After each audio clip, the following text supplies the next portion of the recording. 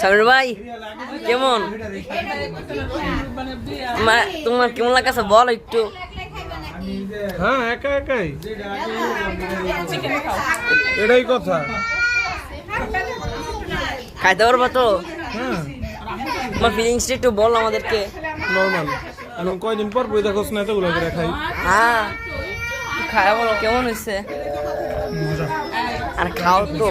একটু আগেও খাইছি আমি। একটু আগে খাইছো, মুরগির সাথে আর খাও নাই। তা ঠিক আছে।